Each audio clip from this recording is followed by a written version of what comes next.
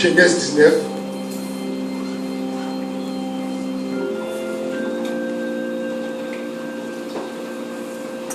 Genèse 19, on va lire à partir du verset 17. Nous allons voir la marche des chrétiens.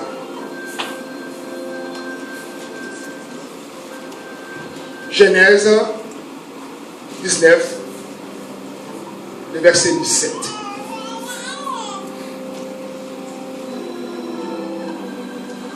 Vous avez trouvé? Amen. Amen. Vous pouvez lire? Amen. Amen. Genèse 19, le verset 17. La parole de Dieu nous dit ceci. Après les avoir fait sortir, l'un d'eux dit, sauve-toi pour ta vie. Ne regarde pas derrière toi et ne t'arrête pas dans toute la plaine. Sauve-toi vers la montagne de peur que tu ne périsses. Amen. Amen. La marche des chrétiens. Je vais bien résumer un peu l'histoire ici.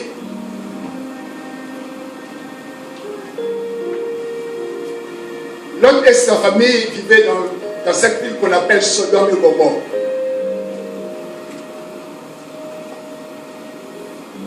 Et vu des choses qui se déroulaient dans cette ville, Dieu a pris la résolution de les consumer par le feu. Mais comme il y avait Lot et sa famille dans la ville, Dieu a pris la résolution d'envoyer des anges afin d'aller dire à Lot et sa famille, l'heure est arrivée pour que Dieu détruise Sodome et Gomorrhe. Voilà la raison pour laquelle Dieu nous envoie pour te sauver, toi et ta maison.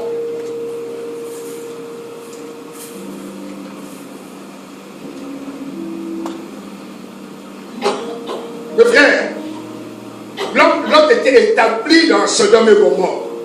Il avait ses biens, il avait sa richesse, il avait ses amis, il avait ses connaissances. Mais à un moment, il devait prendre la décision. Car c'est Dieu qui a dit.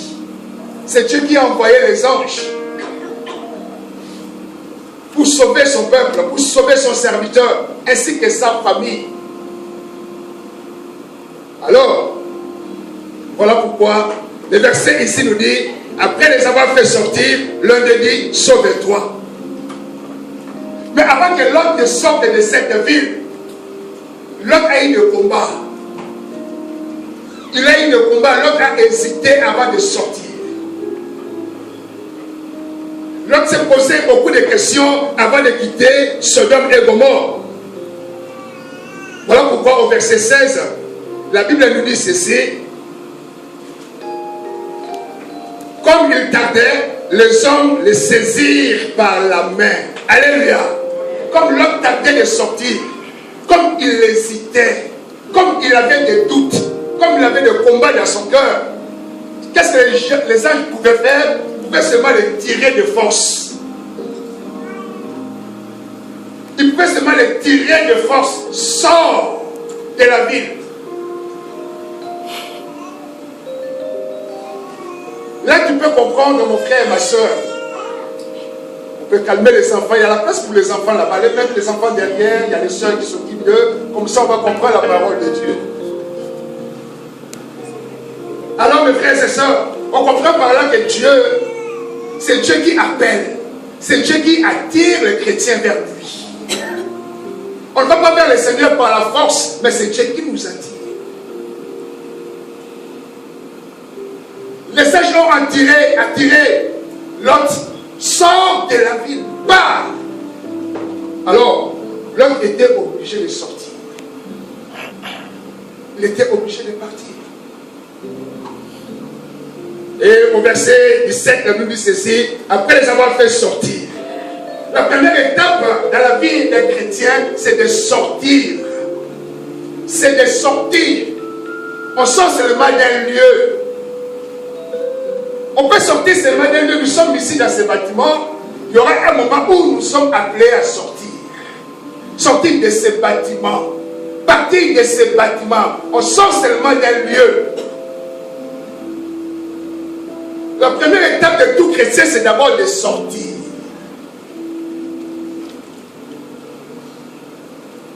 De sortir d'où? De sortir du monde. On doit sortir du monde d'abord, avant d'aller vers le Seigneur. Il faut sortir. Il faut quitter le monde. La première étape, c'est de quitter. Il faut sortir du monde. Si tu ne sors pas du monde, tu n'as pas encore accompli l'œuvre de Dieu. Le premier point, c'est de sortir.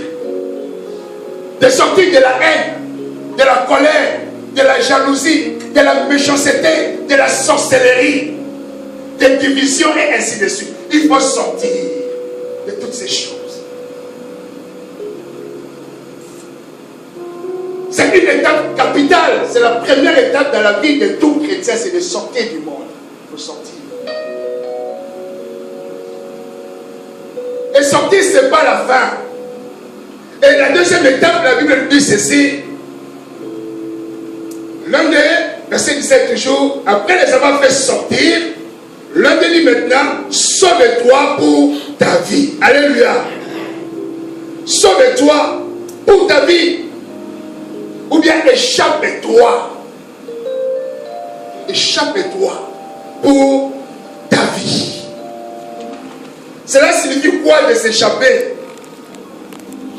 Quand on parle d'échapper, on peut comprendre par là qu'est-ce qui est caché derrière, c'est de courir. Alléluia. Cours pour sauver ta vie. Pour sauver sa vie, on ne marche pas, mais on court. Il faut courir pour sauver sa vie. Et les anges ont dit à nos bien-aimés, vous êtes sortis maintenant, ce qui vous reste, c'est quoi? C'est de courir. Il faut courir. Il faut partir. Parce que quand tu sors du monde, tu veuilles ou pas, il y a encore des séquelles. Alléluia. Les séquelles sont encore là. Ça veut dire quoi? Ça veut dire que ces séquelles te poursuivent encore.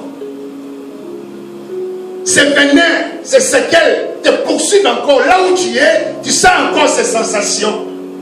Tu as encore envie de ces choses. Si c'était l'alcool, bien que tu es sorti du monde, mais tu sens encore de fois ces envies de boire la bière. Quand tu vois seulement, même à la télévision, la publicité des Jupiler, tu sens ton cœur. Il faut même toi-même tu dis c'est frais, c'est bon. Et pourtant tu es déjà sorti. Pourquoi tu dis c'est bon? Parce que ces besoins, cette envie de Jupiler te poursuit encore. Il est encore là. Ces besoins est encore là. Ces besoins te pourchassent encore. Voilà pourquoi les anges ont dit à l'autre, il faut fuir. Il faut fuir de peur que ces besoins ne t'atteignent. De peur que ces besoins ne te rencontrent encore. Voilà pourquoi tu dois fuir. Fuir, sauve ta vie, il faut partir.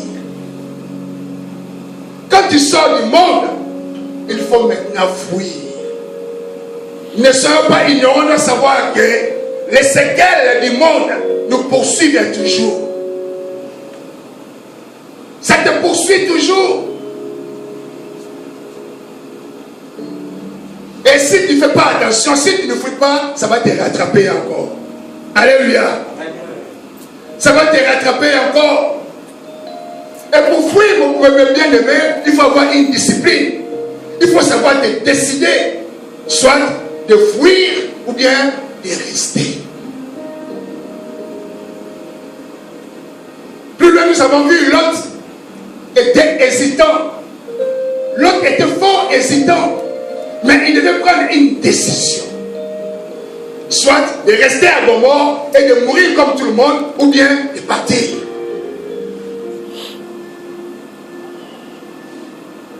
Voilà, dans la vie de foi, il faut avoir la capacité de te décider. Tu dois arriver à prendre des décisions, soit de partir ou bien de rester.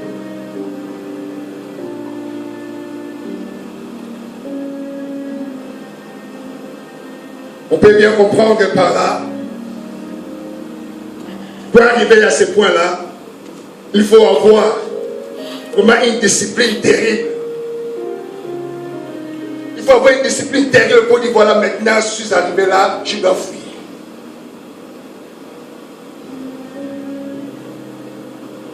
Job était souffrant.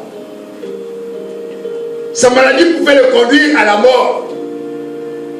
Quand sa femme regardait son mari, son cœur lui faisait très mal. Et un matin, elle a pris le courage et dit ceci à son mari: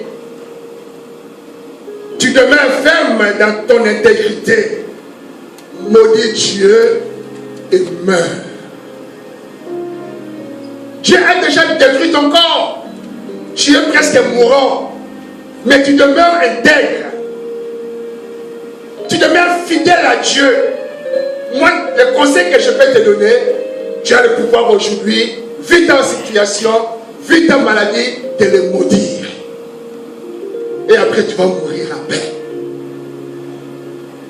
Mais comme Job connaissait qui était ce Dieu, de quoi Dieu était capable, et Job répond ceci à sa femme: mais tu ignores quelque chose de vrai. Le même Dieu qui nous avait bénis, c'est le même Dieu aussi qui a décidé que je puisse perdre toutes ces bénédictions. Donc je n'ai pas la capacité de le maudire. Job était discipliné. Il avait une discipline terrible. Il savait ce qu'il faisait. Il avait vraiment confiance en Dieu. Voilà pourquoi il s'est dit: moi je n'ai pas le pouvoir de maudire mon Dieu. Je n'ai pas ce pouvoir.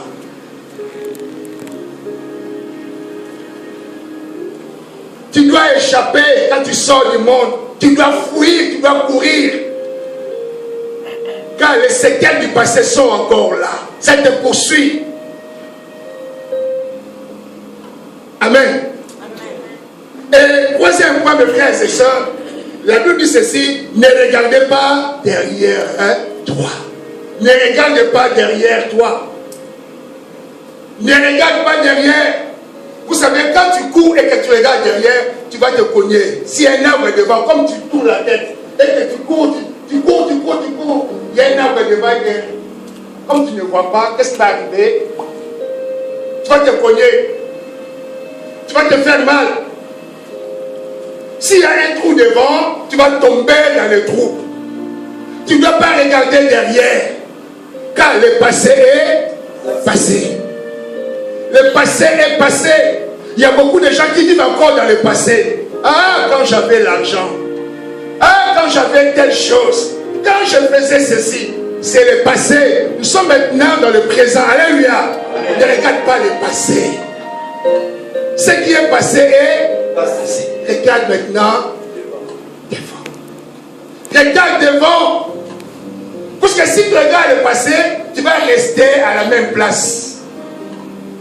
Tu ne pourras pas réfléchir de comment faire pour avancer. De comment faire pour aller devant. Tu vas seulement contempler le passé. Ah, le passé, à midi maintenant je mangeais. À midi maintenant je faisais ceci. À midi maintenant je faisais cela. Parce que seulement tu regardes le passé. Tel est le cas d'Israël. Quand Israël est sorti de l'Égypte, arrivé quelque part, le peuple d'Israël a commencé à maudire, à murmurer contre Aaron et Moïse. Qu'est-ce que ce peuple disait? Mais nous étions bien en Égypte. Nous étions bien en Égypte de Moïse. Tu nous amènes dans le désert pour détruire nos vies, pour détruire la vie de nos familles. Et pourtant, à l'heure ici, en Égypte, on serait sous la table, en train de manger la viande, en train de manger des lentilles, en train de manger ceci ou cela. Dans le désert, Israël a regardé derrière. Pensant que Dieu n'avait pas un projet pour eux. Oh, Dieu avait un projet pour Israël. Quand tu sors du monde, ne regarde pas derrière. Ne regarde pas derrière de peur que tu sois bloqué. De peur que tu te cognes. De peur que tu te blesses et que tu tombes.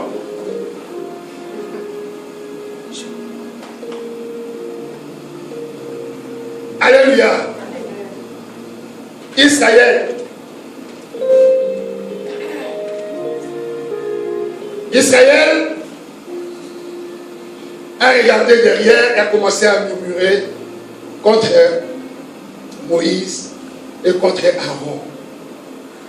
La Bible dit c'est dans Exode 16, verset 2 au verset 3. Exode 16, verset 2 à 3. La Bible nous dit ceci. Alors toute la communauté des Israélites murmura dans le désert contre Moïse et Aaron. Le verset 3. Les Israélites leur dirent: que ne sommes-nous morts par la main de l'Éternel dans le pays d'Égypte, quand nous étions assis près des marmites de viande,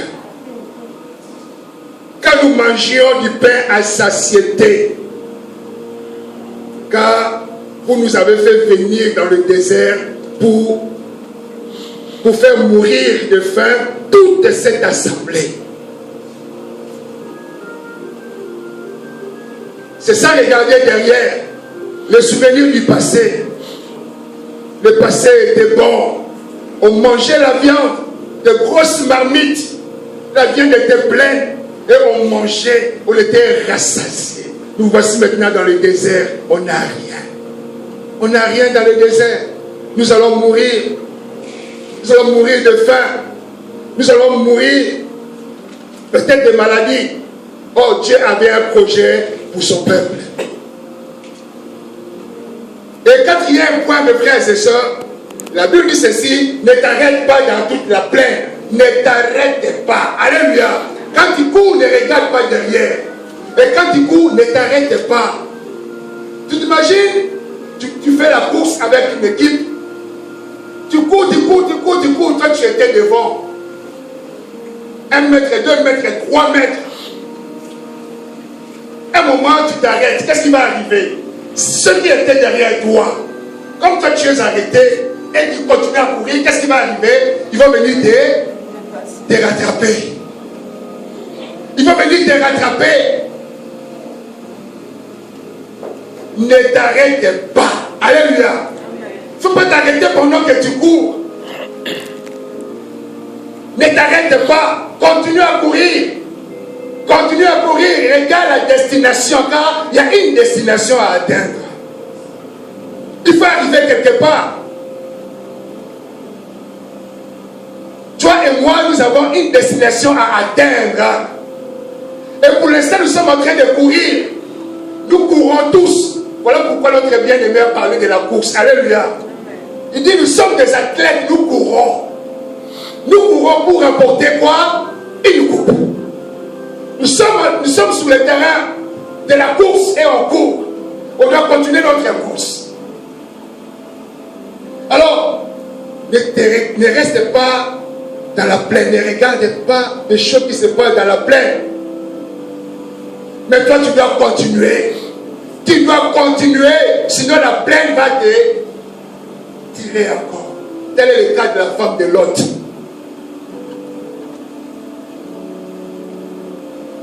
L'ange, les deux sages ont fait leur travail. Ils ont dit, partez, ne regardez pas derrière. Et pendant que la femme de Lot courait avec sa famille, cette femme était attirée. Elle avait peut-être tout dans son cœur. Est-ce que vraiment Dieu peut détruire Sodome et Gomorrhe? Une si grande ville, une si belle ville où il y a la richesse, où le commerce se développe au jour le jour. Est-ce que Dieu, dans son amour, est capable de détruire cette ville? La femme de Lot avait aussi le combat. Elle continuait à courir, à courir. Mais à un moment, c'est dit non, je vais jeter quand même un coup d'œil derrière. Alléluia. En regardant derrière, qu'est-ce qui est arrivé? La femme de Lot est devenue une statue de saint. Bloquée. Bloquée. Pourquoi? Parce qu'elle était attirée par le monde. Elle avait ignoré que le monde la poursuivait. Pendant qu'elle courait, le monde était derrière. La beauté de Sodome et Gomorrhe était derrière. Peut-être que l'argent qu'elle avait laissé à Sodome et Gomorrhe était derrière. Elle continue à courir. Et voilà la richesse, le matériel de Gomorrhe est venu saisir la femme de Lot. Et la femme est devenue maintenant statue et sainte. La Bible nous dit, toujours dans 19, le verset 26, la femme de Lot regardait en arrière et elle devint une statue de sainte. Elle a regardé derrière et pourtant il y avait une interdiction. Ne regardez pas derrière, mais continuez, allez où il devait aller. Il devait aller où? La Bible nous dit ceci, toujours au verset 17 du chapitre 19. La Bible dit ceci, sauve-toi vers la montagne de peur que tu ne périsses. Alléluia. Sauve-toi vers la montagne de peur que tu ne périsses. Vous devez savoir, mes frères et sœurs, quand nous courons, nous avons un objectif. Notre objectif, c'est quoi? C'est d'aller à la montagne de l'Éternel. On doit toucher la montagne de Dieu. La montagne dont la Bible nous parle ici, nous parle de Seigneur Jésus-Christ lui-même. Nous devons faire un effort afin d'atteindre la montagne de Dieu. Tu dois faire cet effort. Tu dois te battre pour être l'ami de Dieu, comme ça était le cas de notre frère David et d'Abraham. Tu dois atteindre la montagne de Dieu. Tu dois te battre pour devenir l'ami de Dieu. Et pour devenir l'ami de Dieu, il faut craindre Dieu. Il faut obéir à Dieu. Il faut être fidèle à Dieu. Il faut servir Dieu. Ça, c'est les qualités de quelqu'un qui peut se déclarer ami de Dieu.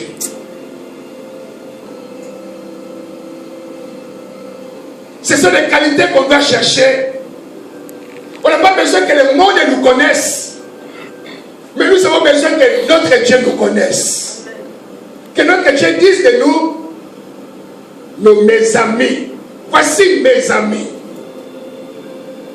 Si Dieu a dit à Moïse, à David, l'homme selon mon cœur, Dieu aussi est capable de te dire aujourd'hui, voici la femme, ou bien l'homme selon mon cœur. Je peux aussi te qualifier la femme selon son cœur. Parce que quoi? Parce que tu accomplis l'œuvre de Dieu selon sa pensée. Tu fais le travail de Dieu selon sa volonté et Dieu te qualifie automatiquement l'homme selon son cœur. Tu dois chercher à être l'intime de Dieu. Tu dois chercher à t'approcher de Dieu. Car celui qui atteint la montagne de Dieu, celui-là est protégé contre tous les traits enflammés du diable. Car rien ne peut percer la montagne de Dieu. Quelles que soient les lances de l'ennemi, quels que soient les missiles de l'ennemi, si tu atteins la montagne de Dieu, ton âme est protégée. Ta personne est protégée. Ta famille est protégée. Pourquoi? Parce que c'est la main de Dieu lui-même qui te garde.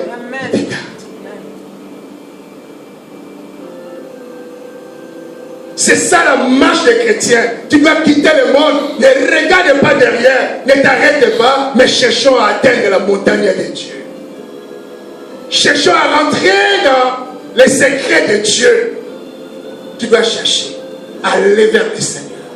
À toucher le cœur de Dieu. À aimer Dieu. À parler avec Dieu. Alors, si tu atteins ce niveau-là, sens-toi heureux. Alléluia. Sens-toi heureux.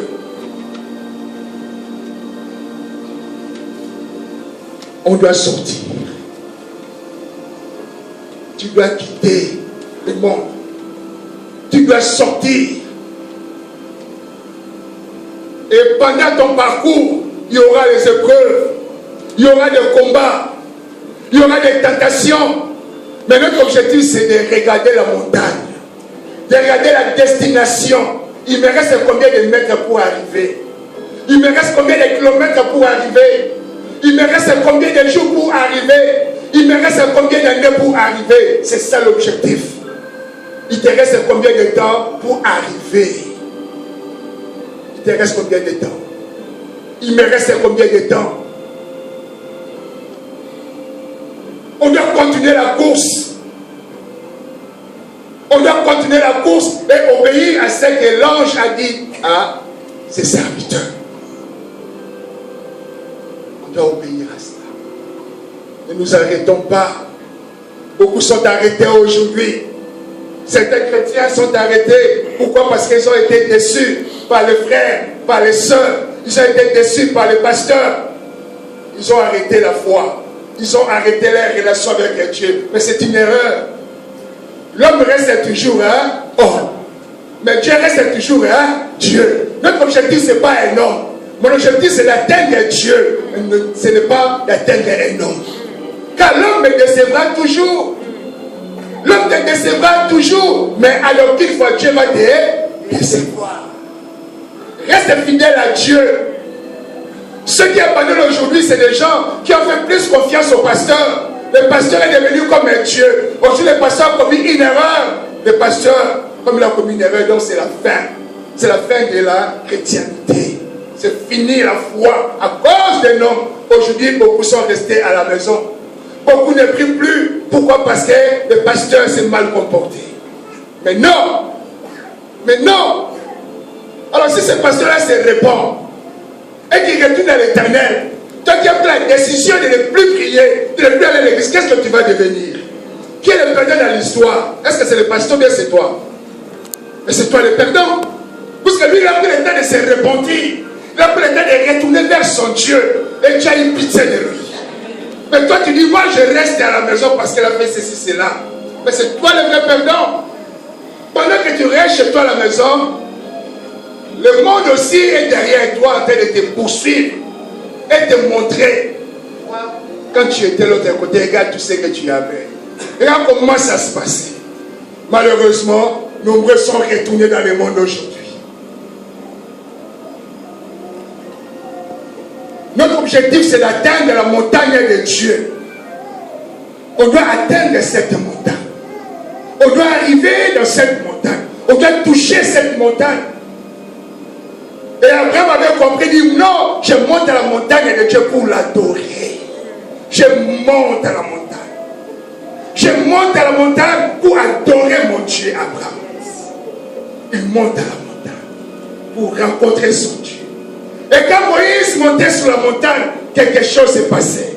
Quand Moïse descendait, son visage avait transformé. Pourquoi il avait rencontré Dieu? Dieu est dans sa montagne. À la montagne de Dieu, il y a de bonnes choses qui se passent. À la montagne de Dieu, il y a la délivrance. À la montagne de Dieu, il y a la restauration.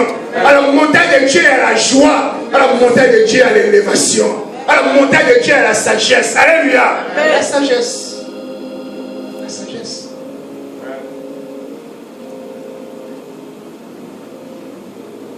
La sagesse. La montagne de Dieu. C'est ce que nous devons chercher. Car Dieu est dans sa montagne. Et il nous attend. Il nous attend. Il nous voit combien nous courons. Il nous voit combien nous fonctionnons. Et Dieu dit, je suis là, je vous attends. Alléluia. Amen. Parmi nous, mes frères et sœurs, il y aura d'autres qui vont arriver avant nous. Il y aura certains qui vont arriver avant nous. Et d'autres vont arriver après. À chacun son jour, à chacun son temps. Mais ce qui est certain, nous sommes tous sur la piste et nous sommes en train de courir. Nous sommes en train de courir. Nous sommes en train de courir. Donc tu dois savoir cela.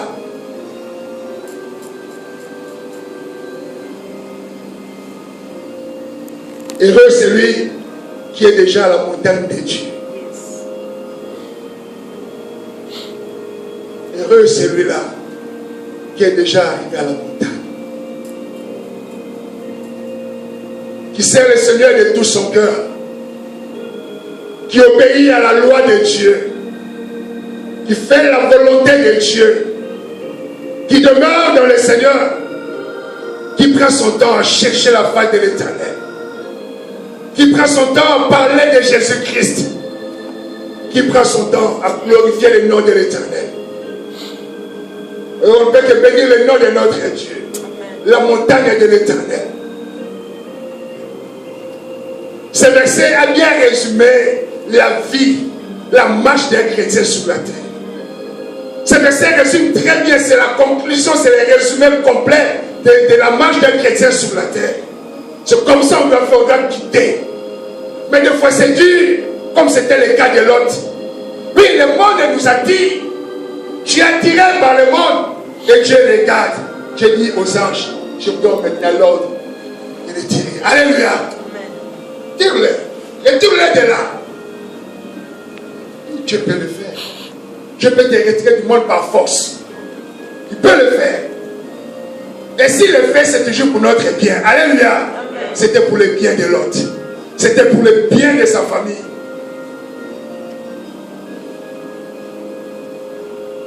Après les avoir fait sortir dans les environs, l'un lui dit, échappe-toi pour ta vie. Ne regarde pas derrière toi et ne t'arrête pas dans toute la plaine. Échappe-toi vers la montagne. Échappe-toi vers la montagne. Vers la montagne de Dieu. C'est là où Dieu est assis. C'est là où Dieu est établi. C'est là où Dieu répond quand nous crions à lui. Il me répond dans sa sainte montagne. Dieu nous répond dans sa sainte montagne comme le psaume nous déclare. Dieu nous répond. Il est là dans sa montagne et il nous regarde. Bien-aimé,